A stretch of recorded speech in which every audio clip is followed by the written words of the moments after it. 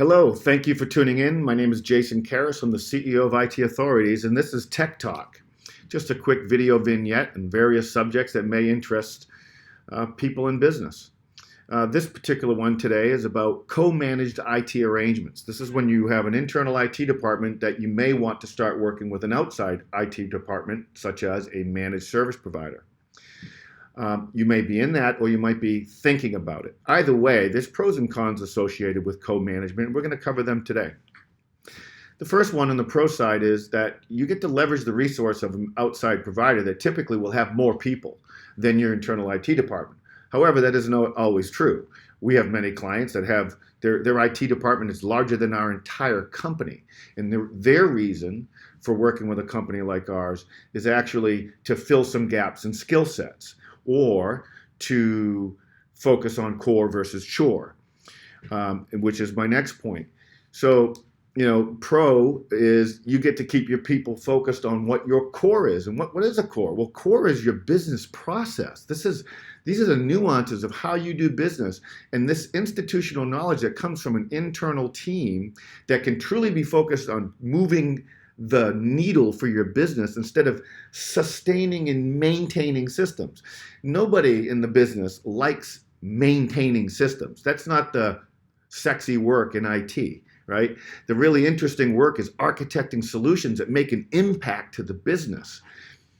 Maintaining, patching, updating, those are chore items that typically are outsourced to companies like managed service providers. And then you get your focus of your people on things that actually affect your bottom dollar, maybe even your revenue.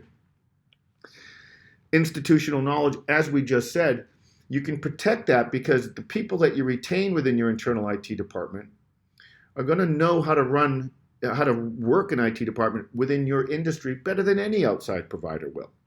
So let them focus on moving the needle, let them focus on the nuances of how things get done within your organization, and let other people do the stuff that doesn't move the needle necessarily the same way.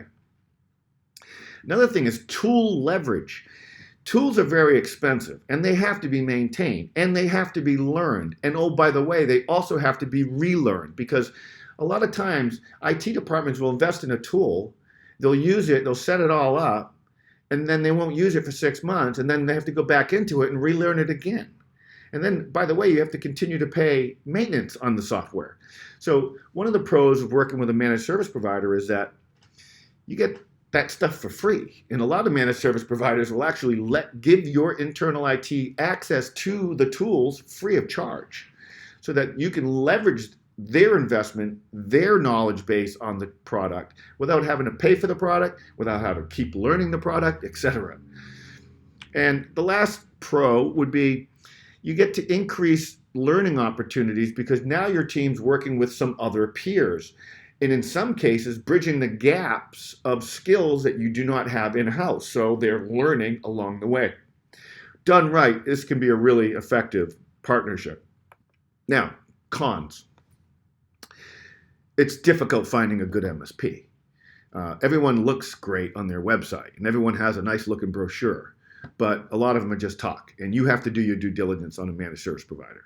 A lot of them are acting like they're bigger than they are, or more sophisticated than they are, or more mature than they are, only to find out that your internal IT department actually runs better and more efficiently than this company does, and here they're saying they're going to save your day. So you have to do your due diligence and select one carefully. The next is that, if your internal team does not have the openness to a co-managed environment, playing in the same sandbox with an outside provider, you're going to have clash. And nobody benefits from clash. In fact, everything will be ruined by that clash. So you have to have buy-in, or else you'll have just subconscious sabotage. People who will not go the extra mile for the outside party and who might secretly be wishing for them to fail.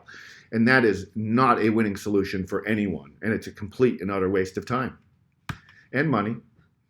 The next is that your expenses can spiral out of control. A good MSP that does the process of onboarding the co-managed environment will do a lot more work It will be very tedious, very meticulous, very methodical, very documentation driven. And if they're not, and that's the question to ask, what is your process for figuring out how to co-manage together? If it's just a brush or a stroke, that is not enough to garner success in a partnership. The more that a managed service provider is willing to do on the upfront connectivity and integration with your department, the more successful both teams will be.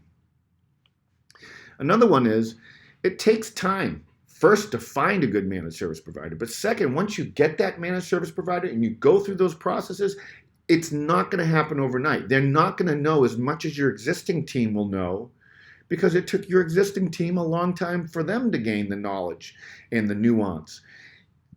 The outside provider needs to learn these things too, and it's going to take some time. So you can document all you want, but until you start to take the tickets and start to interact with the teams, you're never really going to know but how long that will take. But you have to have patience, because if you don't have patience, you might end up cutting it off too soon and really missing out on some serious savings and productivity advantages. And then that speaks to the same thing, which is proper governance. You need the governance of the managed service provider. Somebody needs to be watching the managed service provider and making sure they're not overstepping or understepping. So these relationships can be very powerful, and they can also be detrimental. That's why we've made a video on this. I hope you've gotten some good information on it. If we can help in any way, please contact us. Have a great day.